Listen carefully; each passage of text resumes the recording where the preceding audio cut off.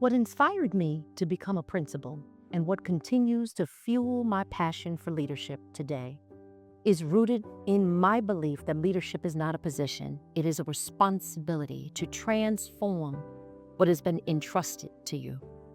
I believe excellence is not a destination but a journey, a disciplined pursuit that stretches us, sharpens us, refines us, and calls forth our very best. I have learned that leadership, like excellence, is not defined by words or titles, but by what you do with influence when no one is required to follow you. That understanding has shaped every step of my journey. Returning to Shiloh High School as principal is more than a professional milestone. It is a full circle moment.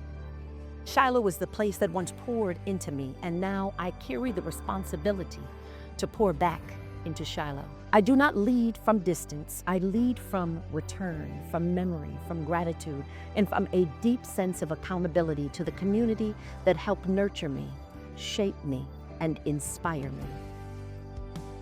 My early inspiration began in spaces where children and families were navigating crisis, uncertainty, and survival. As an investigative protective service social worker and foster care licensor, I encountered life at its most fragile intersections. I once believed I was there to save others, but ultimately I realized that social work became the opportunity for me to begin healing myself, the little girl within me who desperately needed it. As a foster care licensor, I was charged with finding loving homes for children in need. During that time, I doubled the number of African American foster homes in my region, expanding access and representation for children who needed to see themselves reflected in the families who cared for them. I also made the decision to license one of the first foster homes that was supported by a same-gender couple in my region. That decision required thoughtful courage and a commitment to doing what was in the best interest of children, even when it was not widely understood or immediately supported. It deepened my understanding of what family can look like in its many forms and reinforced a leadership truth I carry to this day. Doing what is right is not always easy or comfortable, but it is always rooted in the needs of those we serve. After 10 years in social work, I transitioned into education and I entered the classroom with a desire to inspire, but quickly realized that many students were navigating disenchantment, disconnection, and unmet needs. I understood then that while we cannot control the realities students bring with them, we can design environments that can restore, that can empower and equip children. I taught beyond content. I embedded life skills, conflict resolution, resilience, and collaboration because I believe education must develop the whole child. That belief has stayed with me. Leadership is not about standing in front, it is about building alongside. Becoming a principal was never about position, but about stepping into spaces where I could have the greatest impact of service for children, the children that we serve. It was about influencing systems and cultures and beliefs, understanding that what we believe ultimately shapes what we build, and what we believe will manifest.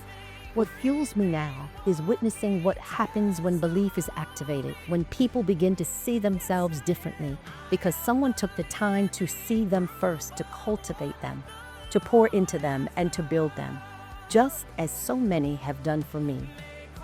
As I began to understand my own healing, I became committed to helping others experience that same sense of growth and clarity.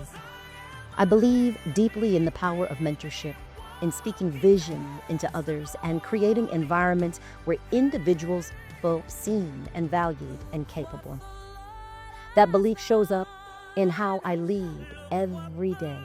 I am intentional about cultivating a culture where positivity is not just performative, but practice, where people are recognized, growth is celebrated, and belonging is intentionally built. Because when people feel valued, they rise, and when they are believed in, they begin to believe in themselves and others. Looking back, the greatest leadership lesson that has shaped me is this: courage and humility must coexist. courage to make difficult decisions, to challenge systems, and to stand firmly in what is right for students. Humility to listen, to reflect, and to continuously evolve. I've learned that leadership is not about control. It is about cultivation. It is about developing people, not just managing outcomes. It is about creating conditions where others can lead, grow, and can succeed beyond what they ever thought possible. Because at its core, leadership is human work.